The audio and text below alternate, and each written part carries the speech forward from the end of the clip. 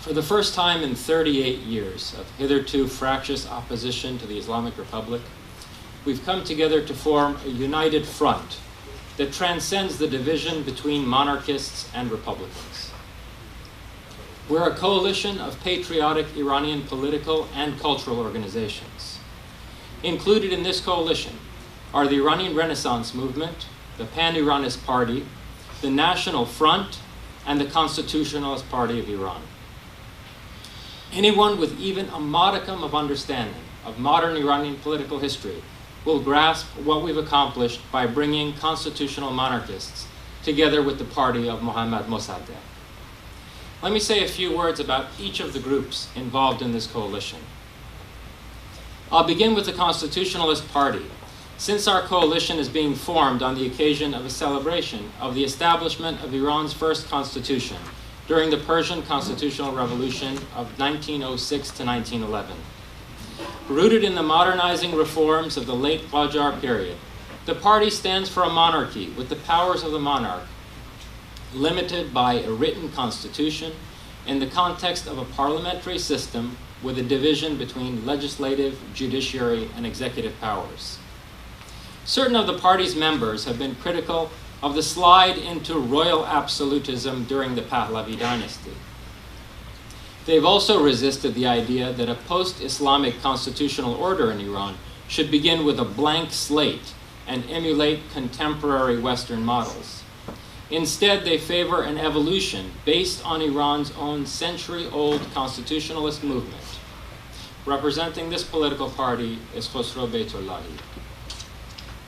The second oldest political party represented here today by Nasser Pol is the Pan-Iranist Party, with its origins in the Sumka of the early 1940s. This was the main political and paramilitary organization of that era attempting to defend Iran against a foreign military occupation, one which unfortunately eventually did take place between 1943 and 1946, epitomized by the Tehran Conference and the Soviet occupation of Azerbaijan.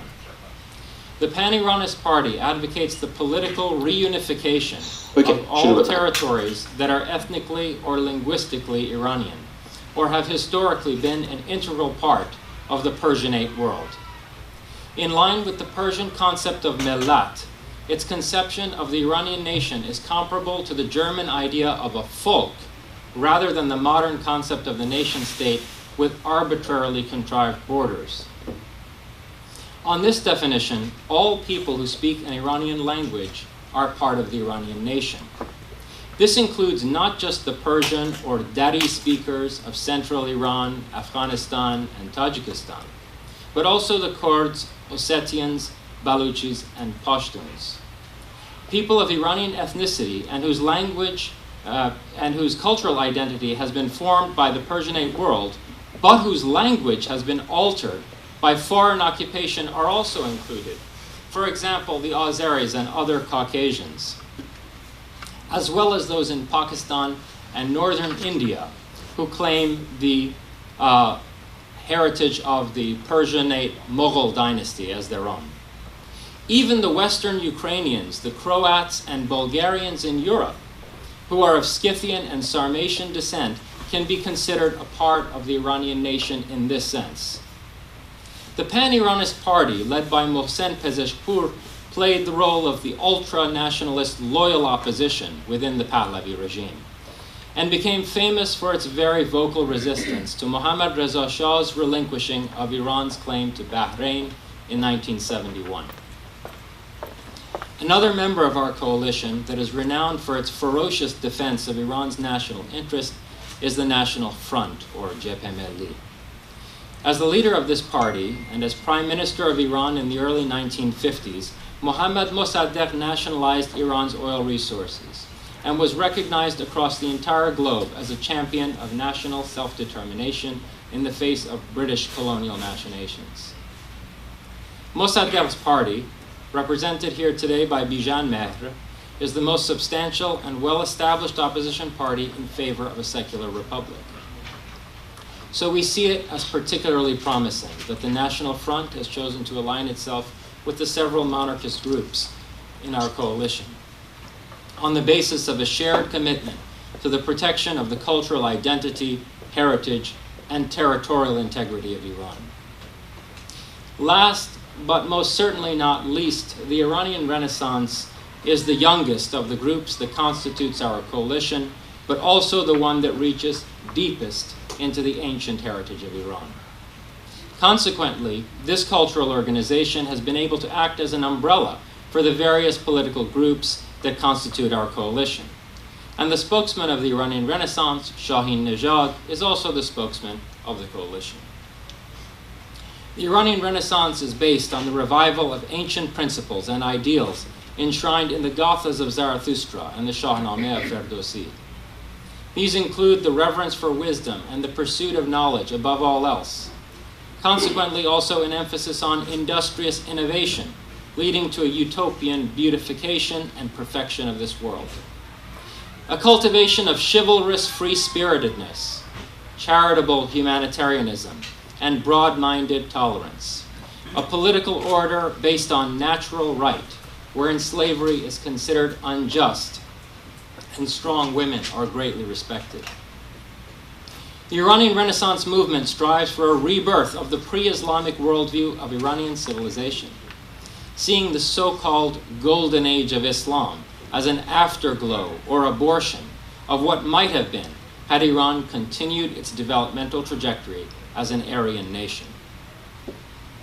While we want to make Iran great again by revitalizing this Indo-European legacy, rootless globalists, Arab oil sheikhs, and their Islamist collaborators in Turkey and Pakistan want to erase Iran from the map.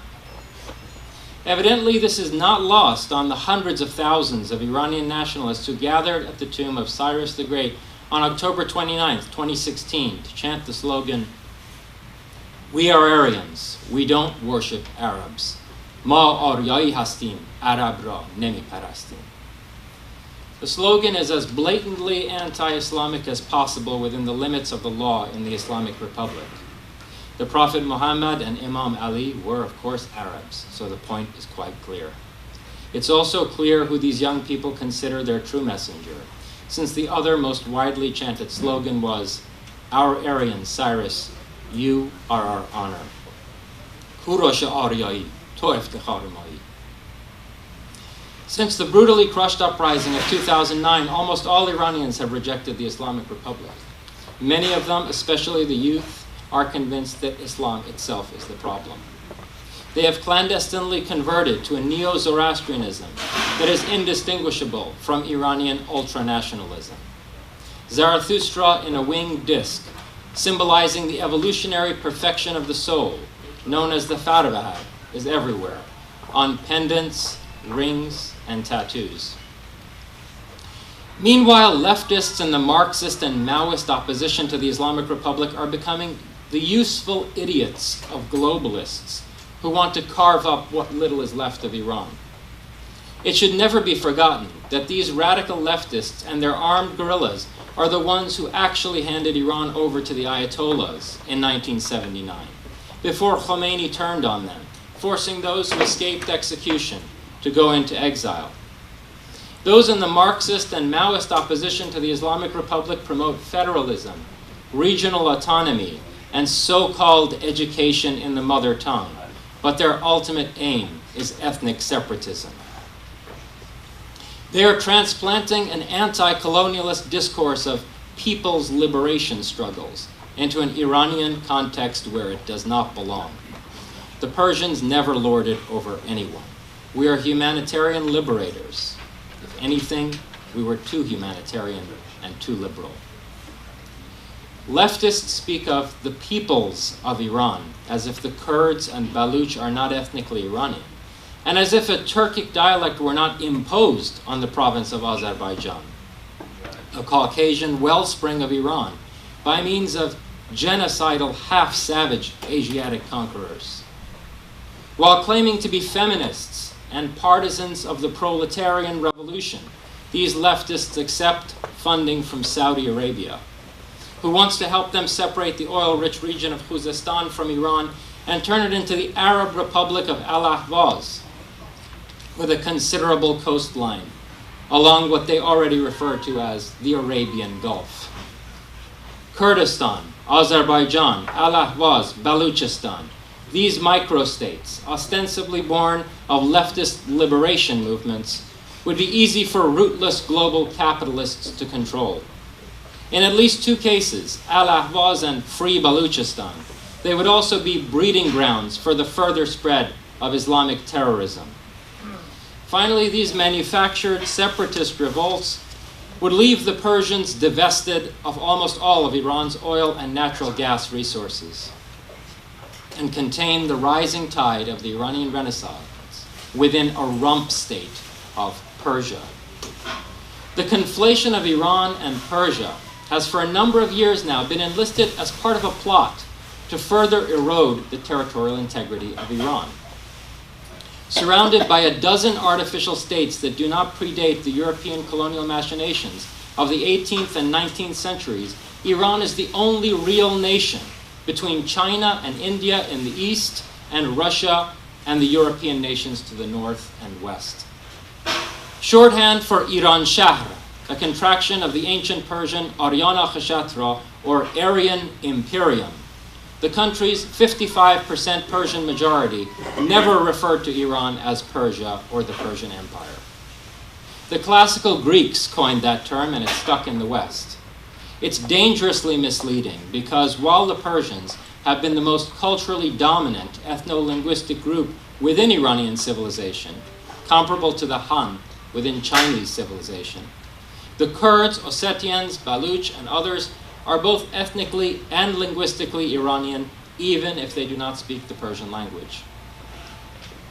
While the rootless globalist conspirators plotting to frame Iran as a conceptual construct of Persian imperialism are certainly driven by economic and strategic considerations, their ultimate goal is the erasure of the very idea of Iran or Iran Shah.